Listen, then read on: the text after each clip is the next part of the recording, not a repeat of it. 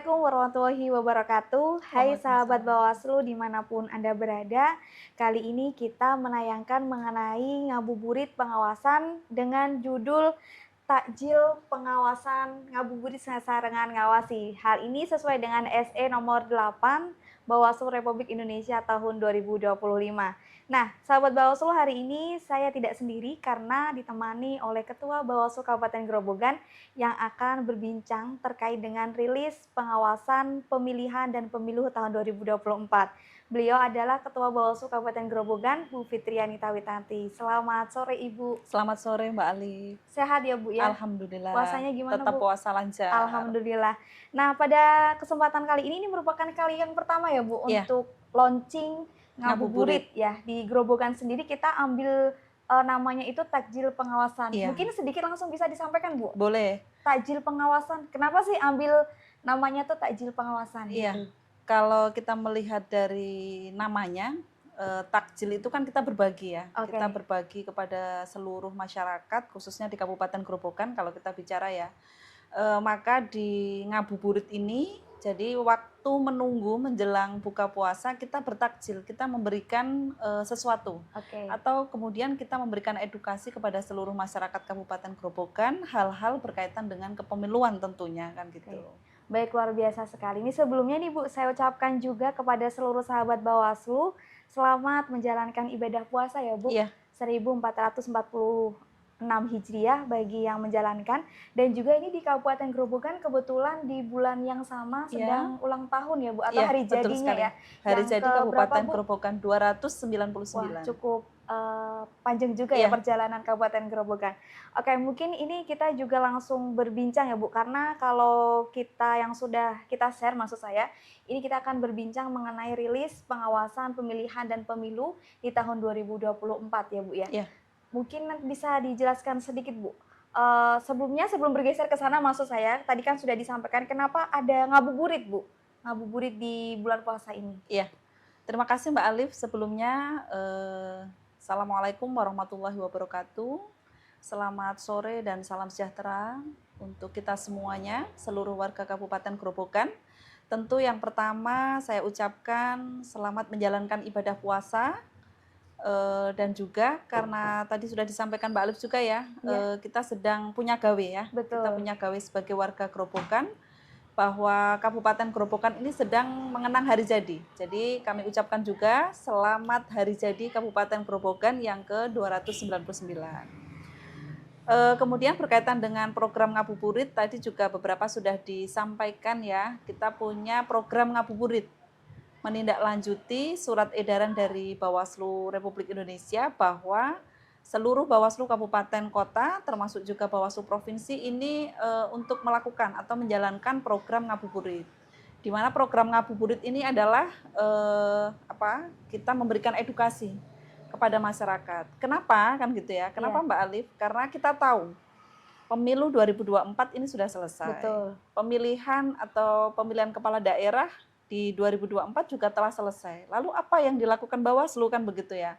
Maka di waktu puasa ini, dalam menunggu waktu buka puasa, kita memberikan edukasi, barangkali kemudian memberikan kebermanfaatan kepada seluruh masyarakat Kabupaten Grobogan.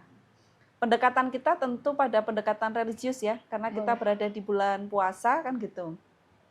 Ada sebuah hadis yang menyatakan bahwa khairunas anfa'uhum linas kan gitu ya. Sebaik-baik manusia itu adalah yang memberikan manfaat kepada manusia yang lain atau kepada orang lain. Nah, di ngabuburit ini yang kemudian ingin tersampaikan kepada masyarakat bagaimana Bawaslu Kabupaten Grobogan ini ingin memberikan edukasi-edukasi atau kemudian informasi-informasi yang tentu harapan dari Bawaslu ini bermanfaat untuk seluruh masyarakat Kabupaten Grobogan. Itu Mbak Ali. Oke, berarti memang untuk ngabuburit ini hanya khusus tayang di bulan Ramadan saja ya Bu. Tadi sudah disampaikan Bu Fitri bahwa tujuannya itu untuk memberikan manfaat kepada seluruh masyarakat terkait kepemiluan atau hal-hal terkait dengan kepemiluan. Nah, mungkin harapannya apa Bu?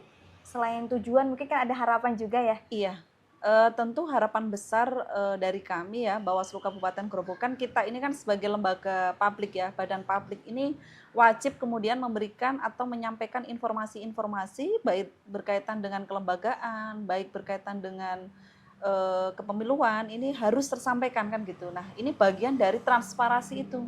Kita menyampaikan kepada masyarakat secara luas apa-apa yang sudah dilakukan oleh Bawaslu, kan begitu. Jadi saya kira ini juga bagian dari evaluasi atau refleksi perjalanan pemilu maupun pemilihan yang sudah selesai. Oke, baik, sedikit bergeser dari tema ya Bu ya, sebelum kita Ya. masuk ke pokok pembahasan kita pada sore hari ini kita kan tampilnya lain ya Bu, Iya. karena ini pertama kali launching ngabuburit takjil pengawasan, dan juga kebetulan Bu Fitri dan saya ini juga pakai pakaian adat. Mungkin filosofinya seperti apa Bu? Sedikit mungkin bisa disampaikan juga. Iya, Indonesia itu kan sangat kaya dengan budaya ya, kultur. Maka kemudian kita hanya mengambil beberapa saja ini. Iya. Saya dari Lampung kan gitu ya, Mbak Iya. Alif dari Papua. Papua. Ini menunjukkan bahwa Indonesia dengan kekayaan budaya, kekayaan kultur ini yang bagaimana kita bisa menyatu. Nah, sarana untuk menyatukan itu apa kan gitu ya? Saya kira melalui sistem pemerintahan. Nah, sistem pemerintahan inilah yang kemudian didapat dari mana? Ya dari sarana demokrasi. Kedaulatan berada di tangan rakyat. Melalui apa kan gitu? Melalui pemilu. Nah, saya kira ini hanya sebuah apa ya? Ilustrasi-ilustrasi kecil yang bisa tersampaikan.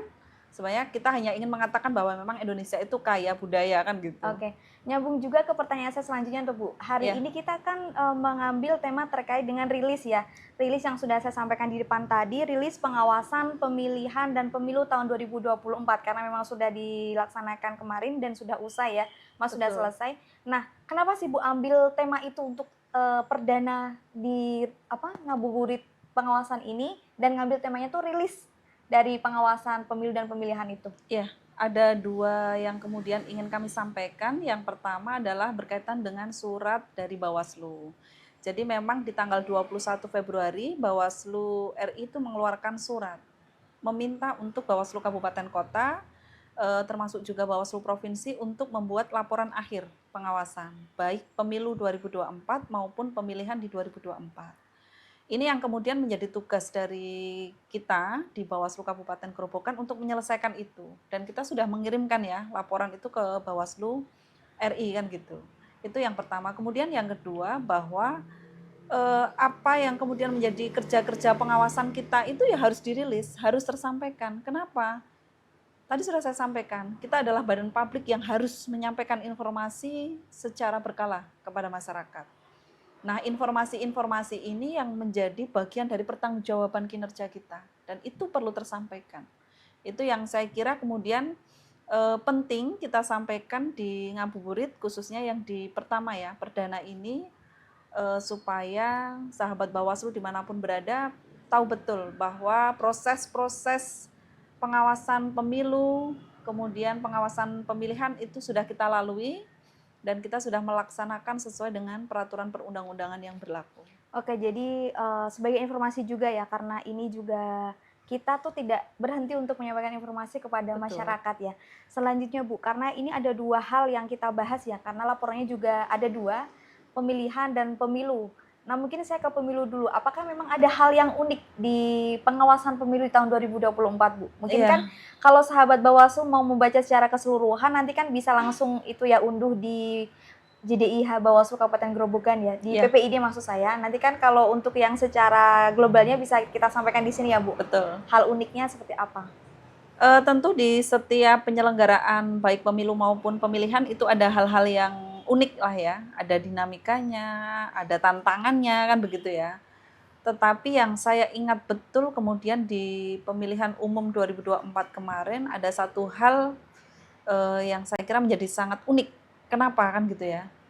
Saat itu Bawaslu Kabupaten Grobogan pada tahapan rekapitulasi kita menyampaikan saran perbaikan kepada KPU Kabupaten Grobogan, di mana kami menerima ada satu laporan dari salah satu calon legislatif dari Partai Hanura, kita sebut saja, menyatakan bahwa suaranya tertukar, kan begitu ya. Oke. Nah, ini yang kemudian kita analisa, kita kaji betul, apakah memang benar laporan yang disampaikan. Karena syarat formil material terpenuhi, kita menindaklanjuti laporan itu dan sesuai dengan pleno yang tersampaikan di Bawaslu ya. Ini kita menyampaikan saran perbaikan kepada KPU. Uniknya apa ini Mbak Alif ya? Jadi dalam satu partai ini ada salah input perolehan, sehingga kalau melihat dari hasil di tingkat kecamatan itu yang suara terbanyak atau pemenangnya ini ada di nomor 12, caleg nomor 12. Tapi ketika sudah dibenarkan pada proses rekapitulasi di tingkat kabupaten, itu menjadi nomor 1. Tertukar gitu ya? Iya, dan selisihnya itu nggak banyak. Jadi salah input antara perolehan suara partai dengan perolehan suara partai nomor caleg nomor 1 kan gitu. Dan ternyata selisihnya memang nggak banyak, hanya 11 suara antara caleg nomor 1 dan 12. Ini kan saya kira cukup menguji adrenalin dari caleg itu sendiri Dan ya, juga kan gitu memanas ya. mungkin ya, Bu. Agak gimana gitulah ya mungkin, sehingga atas laporan yang disampaikan itu kita menyampaikan saran perbaikan kepada KPU. Gitu, Mbak. Tapi sudah clear waktu sudah itu ya, Bu? Clear dan dibenarkan di tingkat kabupaten. Oke, baik, itu kan tadi untuk yang hal unik di pemilihan umum 2024. Mungkin kalau hal yang sama untuk hal uniknya di pemilihan 2024, apakah ada kejadian khusus yang hampir sama atau mungkin hal uniknya lain, Bu? Dinamika di setiap pemilihan itu tentu berbeda-beda ya. Kalau kita ingat di Pilkada 2020 dulu kita berada di masa pandemi ya. Betul. Kita ingat betul. Bahkan sampai tahapan di pemilihan itu sempat ditunda kan gitu. Kalau di 2024 ini karena penyelenggaraan pemilihan kepala daerah dilakukan secara serentak pertama kali, jadi antara gubernur dengan bupati ini baru pertama kali di tahun 2024, ini saya kira dinamikanya juga cukup ada kan gitu ya. Tantangannya juga ada kan begitu. Apalagi di Kabupaten Grobogan ini ada 2 calon yang kemudian mendaftar. Kalau keunikan saya kira banyak ya, cuman perlu disampaikan bahwa pada proses pengawasan di pemilihan ini kita menangani itu komplit. Jadi kalau bicara penanganan pelanggaran itu kan kita ada penanganan pelanggaran administrasi, ada kode etik, ada soal peraturan perundang-undangan lainnya kan begitu ya. Ada soal pidana. Nah, di pemilihan 2024 ini kita kompleks. Semuanya itu kita tangani. Bahkan termasuk soal netralitas. Netralitas ASN ada, kemudian perangkat desa ada, bahkan soal BUMN itu juga ada. Saya kira ini menjadi sebuah semacam tantangan, bukan? Tantangan tersendiri lah ya. Dan itu yang terjadi di Kabupaten Grobogan kan gitu. Oke, selanjutnya mungkin juga agar sahabat Bawaslu tahu, Bu, kan karena memang untuk tema yang kita bahas ini terkait dengan rilis laporan pemilihan dan pemilu tahun 2024, mungkin juga sedikit bisa disampaikan. Sebenarnya itu apa sih perbedaan pemilu dan pemilihan, Bu? Kadang kan ada masyarakat yang belum mengetahui ya, Bu. Kadang dicampur adukkan ya. Iya. Istilah-istilah pemilu, istilah pemilihan kan begitu ya. Tetapi sebenarnya 2 ini cukup berbeda lah. Meskipun keduanya adalah sebuah proses demokrasi, bagaimana kemudian kita memilih calon-calon pemimpin, baik negara maupun di wilayah, prosesnya berbeda, tentu regulasinya juga berbeda. Kalau kita bicara pemilu itu kan bicara soal pemilihan presiden dan wakil presiden, DPD kan gitu ya, termasuk juga pemilihan calon legislatif kan gitu. Kalau pemilihan, jadi tadi pemilu ya, pemilihan umum, kemudian pemilihan. Kalau pemilihan atau sering juga lebih familiar itu dengan sebutan pilkada, itu adalah pemilihan kepala daerah, di mana masyarakat itu memilih calon-calon kepala daerah, baik gubernur itu adalah pemimpin di tingkat provinsi, atau kemudian bupati dan wakil bupati di tingkat kabupaten kota. Kemudian apakah memang dari segi pengawasannya itu lain, Bu? Apakah sama strateginya? Iya, tentu berbeda ya Mbak Alif ya, karena ada beberapa perbedaan yang signifikan antara pengawasan pemilu dengan pemilihan. Meskipun ada beberapa kesamaan, misalkan soal sumber daya manusia. SDM kita itu sama, jumlah di Bawaslu Kabupaten, jumlah di Panwas Kecamatan, Panwas Desa, sampai dengan Kalau pengawas TPS mungkin jumlah TPS-nya berbeda ya, karena Betul. di masing-masing TPS ini jumlah pemilihnya berbeda. Tetapi ada beberapa konteks yang kemudian berbeda untuk kita awasi. Secara regulasi juga sudah berbeda, kan gitu ya. Kita di pemilu menggunakan Undang-Undang 7 tahun 2017, di pemilihan kita menggunakan Undang-Undang 10 2016. Nah, imbasnya apa? Ada di beberapa soal misalkan penanganan pelanggaran. Waktu penanganan pelanggaran berbeda. Di Undang-Undang 7 2017 itu kan waktunya 7 hari, kalau masih kurang ditambah dengan 7 hari. Sementara di pemilihan itu kan hanya 3+2, hanya 5 hari untuk penanganan pelanggaran. Nah, ini soal-soal perbedaan ya. Kemudian ada lagi strateginya tentu juga berbeda. Kenapa kan gitu ya? Karena aspek yang kita awasi juga berbeda. Misalkan soal pemilu itu kita harus mengawasi 5 surat suara. Ada presiden, DPD, kemudian DPR RI, DPRD provinsi, DPRD kabupaten kan gitu ya. Kalau di pilkada itu kan kemarin kita hanya mengawasi dua kontestan. Nah, tentu strateginya juga berbeda, kan gitu. Kesiapan-kesiapan ini tentu dilakukan oleh Bawaslu Kabupaten Grobogan. Sebelum PRA itu juga kita sudah mempersiapkan ya, bagaimana strategi yang tepat untuk dilakukan kan gitu ya. Kemudian pada prosesnya, kemudian di endingnya juga kita evaluasi. Itu di setiap tahap. Oke, karena memang ada strategi, jadi pas pengawasan tuh sudah maksimal begitu ya Bu. Selanjutnya mungkin terkait dengan ini Bu, penanganan pelanggaran baik di pemilu ataupun pemilihan. Nah, apakah memang di tahun yang sama ini terkait penanganan pelanggarannya, apakah ada Bu dari pemilu dan pemilihan? Kesemuanya ada, baik pemilu maupun pemilihan. Di pemilu kita menangani meskipun nggak sebanyak yang pemilihan ya. Betul. Saya kira memang berbeda antara pemilihan dengan pemilu. Kalau pemilihan itu kan mungkin kita berurusan langsung dengan calon-calon kepala daerah misalkan ya, karena nantinya itu kan imbasnya akan pada kita langsung kan gitu ya. Betul. Kalau pemilu itu kan berbeda. Maka di penanganan pelanggaran ini juga secara kuantitasnya berbeda. Kalau pemilu kita hanya menangani satu laporan, di mana laporan ini dari salah satu warga negara Indonesia yang mana melaporkan KPU Kabupaten Grobogan yang dianggap tidak bekerja sesuai dengan mekanisme tata cara dan prosedur. Artinya ini ada di pelanggaran administrasi dan sudah kita tindak lanjuti dengan sidang adjudikasi. Kemudian 3 lainnya adalah berkaitan dengan penertiban alat peraga kampanye. Jadi alat peraga kampanye yang kemudian dipasang tidak sesuai baik dengan zona, lokasi-lokasi yang ditentukan, ini juga administrasi ya, ini sudah kita lakukan penertiban secara bersama-sama kan gitu. Selanjutnya di pemilu itu juga kita ada netralitas ASN, kemudian netralitas kepala desa. Itu juga kita tangani. Kalau di pemilihan, ini memang unik tadi saya sampaikan, kompleks, seluruhnya ada. Baik soal kode etik, penanganan kode etik ada, kemudian administrasi ada, kemudian hukum lainnya ada, pidana juga ada.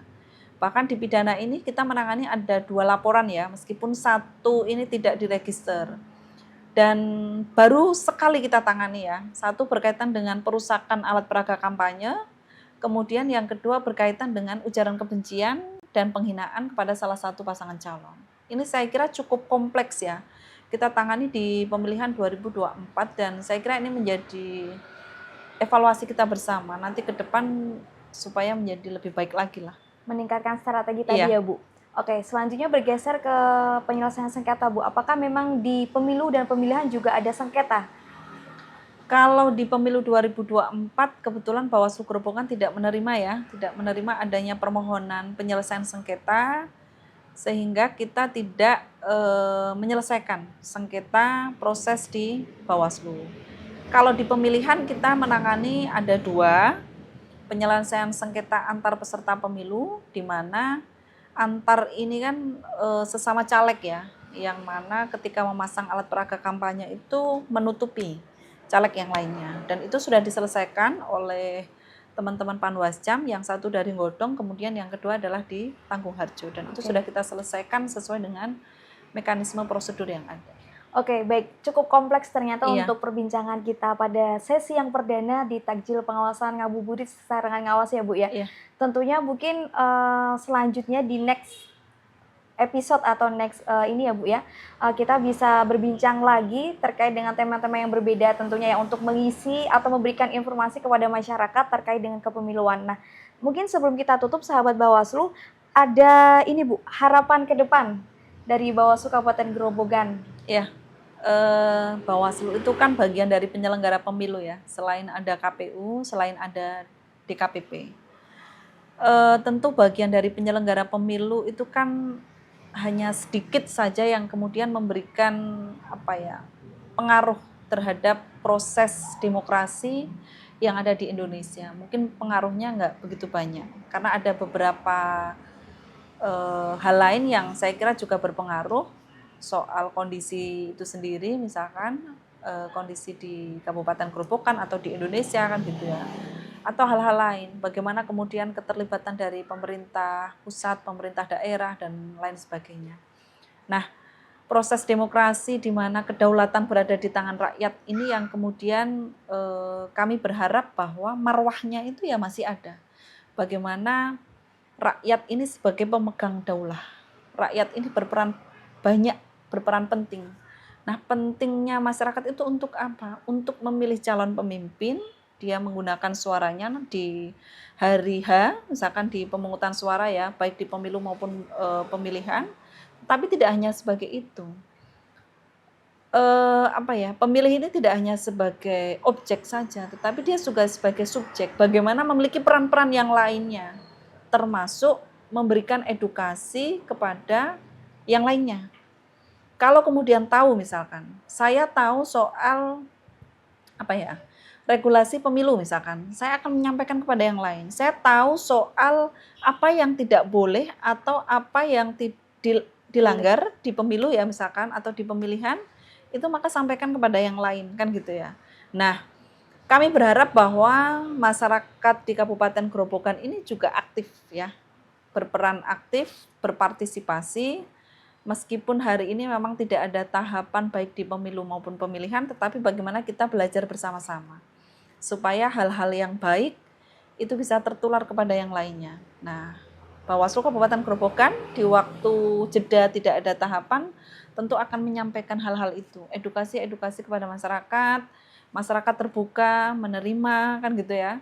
Sehingga nanti di perhelatan pemilu dan pemilihan yang akan datang, kita benar-benar sudah siap, kita memang menjadi pemilih yang baik, pemilih yang cerdas, sehingga demokrasi di Kabupaten Grobogan ini menjadi demokrasi yang lebih berkualitas dan berintegritas. Artinya Bawaslu itu sebagai jembatan ya, Bu, ya, untuk memberikan Betul. informasi agar masyarakat juga tahu dan juga terus berkoordinasi, saling komunikasi agar di next perhelatan itu semakin lebih baik lagi, Betul. minim penanganan pelanggaran dan juga yang lainnya gitu ya, Bu, ya. Iya, karena kalau sesuai dengan amanah di Undang-Undang 7 2017, bahwasanya Bawaslu Kabupaten Kota ini juga memiliki tugas untuk mengembangkan pengawasan partisipatif. Nah, bagaimana kemudian nantinya di 2 tahun ini Bawaslu Kabupaten Grobogan ya hadir di masyarakat. Kita bersama-sama, kita merangkul masyarakat, kita memberikan pemahaman, kita memberikan edukasi yang baik berkaitan dengan proses-proses demokrasi, kepemiluan, kemudian pemilihan kan gitu ya. Dan masyarakat terbuka bisa menerima. Baik, sangat menarik untuk perbincangan kali ini dan saya rasa waktunya tidak cukup ya, Bu. Tapi kita kan ada keterbatasan waktu betul dan juga sahabat Bawaslu mungkin juga persiapan untuk berbuka puasa. Jadi untuk sesi takjil pengawasan ngabuburit sesarengan ngawasi pada yang sesi yang perdana ini kita cukupkan ya, Bu. Baik. Selanjutnya mungkin sahabat Bawaslu juga bisa mengikuti di edisi selanjutnya. Tentu tema yang akan dibawakan juga tak kalah menarik ya, Bu ya. Dan juga kita nanti tetap ada sampai di akhir penghujung Ramadan ya. Siap. Kami ucapkan terima kasih kepada seluruh sahabat Bawaslu yang sudah bergabung dan juga tim yang bertugas pada kesempatan hari ini dan juga Bu Fitri atas waktunya sudah bersedia untuk mengisi di ngabuburit pengawasan pada sesi yang pertama kali ini. Dari saya cukup sekian, akhir kata wassalamualaikum warahmatullahi wabarakatuh.